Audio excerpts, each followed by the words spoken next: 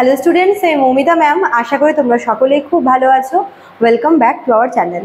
আজকে আমি তোমাদের 5th সেমিস্টার মেজর পলিটিক্যাল সায়েন্সের পেপার 10 থেকে রাজনৈতিক অংশগ্রহণের ধারণা বা পলিটিক্যাল পার্টিসিপেশনের এর কনসেপ্টটা এবং এর প্রকারভেদ মানে বিভিন্ন টাইপসগুলো নিয়ে আলোচনা করব।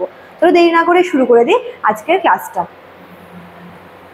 দেখো, ফার্স্ট আমরা দেখবো যে এই পলিটিক্যাল পার্টিসিপেশন বা রাজনৈতিক অংশগ্রহণের কোন কোন মানে ধারণাটা কি এবং এর বিভিন্ন প্রকারভেদ বা টাইপসগুলো কি কি।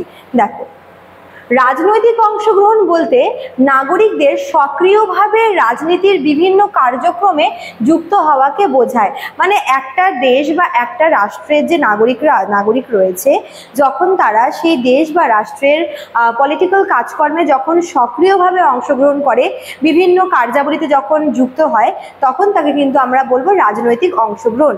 অর্থাৎ রাষ্ট্রের সিদ্ধান্ত গ্রহণ, রাষ্ট্র যে সমস্ত নীতিগুলো নির্ধারণ করে এবং রাষ্ট্রের সকল প্রকার শাসন প্রক্রিয়ায় জনগণ প্রত্যক্ষভাবে বা পরোক্ষভাবে অংশগ্রহণ করাকেই বলা হয়ে থাকে রাজনৈতিক অংশগ্রহণ। সরকার বা রাষ্ট্র নাগরিকদের স্বার্থে যে সমস্ত সিদ্ধান্ত গ্রহণ করে, যে সমস্ত আইন প্রণয়ন করে, যে সমস্ত নীতি প্রয়োগ করে, তো এই সমস্ত কিছু বিষয়ে নাগরিকদের প্রত্যক্ষভাবে বা পরোক্ষভাবে অংশগ্রহণকেই বলা হয়ে থাকে পলিটিক্যাল পার্টিসিপেশন বা রাজনৈতিক অংশগ্রহণ। এটি গণতন্ত্রের মূল ভিত্তি বলে মনে করা হয়, কারণ জনগণের ইচ্ছা এবং মতামতের ভিত্তিতেই সরকার পরিচালিত হয়। দেখো, ডেমোক্রেটিক্যাল কান্ট্রিগুলোতে কিন্তু এরকমই হয়, যেখানে জনগণের মতামতের ওপর কিন্তু গুরুত্ব দেওয়া হয়, জনগণের মতামতের ভিত্তিতেই সরকার পরিচালিত হয়। কাজেই এই যে পলিটিক্যাল পার্টিসিপেশন, এটাকে কিন্তু ডেমোক্রেসির একটা মূল ভিত্তি বলে মনে করা হয়। নাগরিকরা যখন ভোট দেয়, রাজনৈতিক আলোচনায় অংশগ্রহণ করে, মিছিল করে বা সরকারের সিদ্ধান্তে পক্ষে বা বিপক্ষে মত প্রকাশ করে, তখন তাদেরকে বলা হয় যে তারা রাজনৈতিকভাবে অংশগ্রহণ করছে।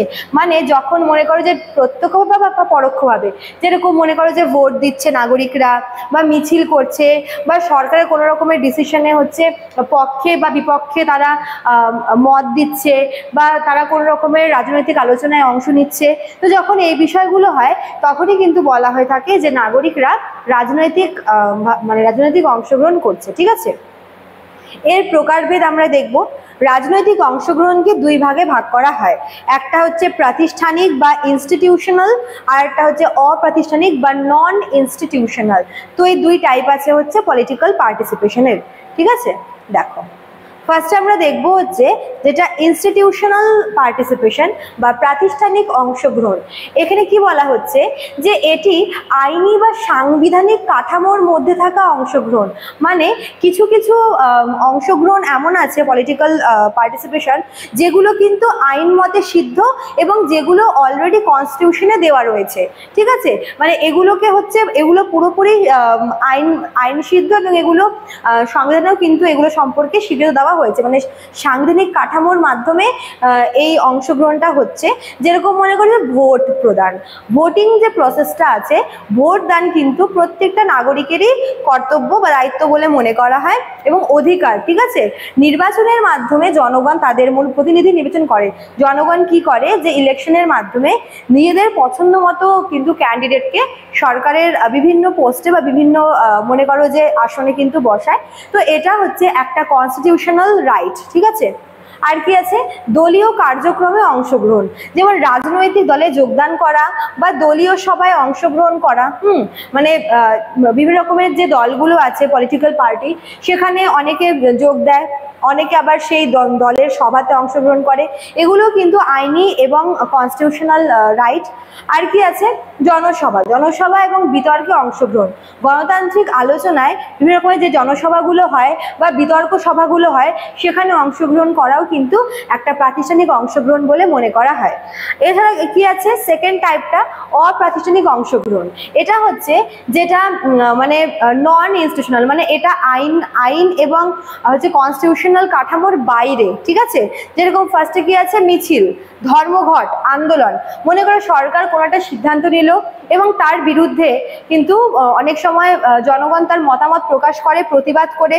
সেক্ষেত্রে মিছিল, ধর্মঘট, আন্দোলন এগুলো কি সরকারের কোনো সিদ্ধান্তের প্রতিবাদে বা নিজেদের কোনো একটা দাবি পূরণে জনগণ কিন্তু এই সমস্ত মিছিল, আন্দোলনে অংশগ্রহণ করে।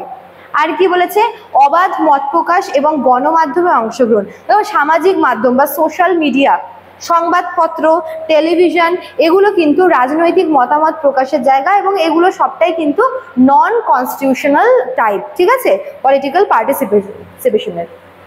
তো ওভারঅল বলতে গেলে কি বোঝাচ্ছে, যে এই যে রাজনৈতিক অংশগ্রহণ আছে, এটা কিন্তু প্রত্যেকটা সমাজের প্রতিটা নাগরিকের অধিকার, যে তোমরা চাইলে, নাগরিকরা চাইলেই কিন্তু প্রত্যক্ষভাবে হোক বা পরোক্ষভাবে হোক রাজনৈতিক কার্যকলাপে অংশগ্রহণ করতে পারে।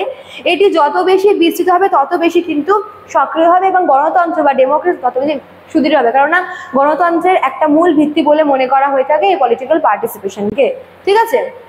এছাড়াও কি জনগণের মধ্যে অ্যাওয়ারনেস বলো বা সক্রিয় অংশগ্রহণ, এই সমস্ত কিছু কিন্তু একটা সুরাষ্ট্র গঠনের প্রধান ভিত্তি বলে মনে করা হয়, কাজেই এই পলিটিক্যাল পার্টিসিপেশনটা কিন্তু খুব গুরুত্বপূর্ণ, ঠিক আছে।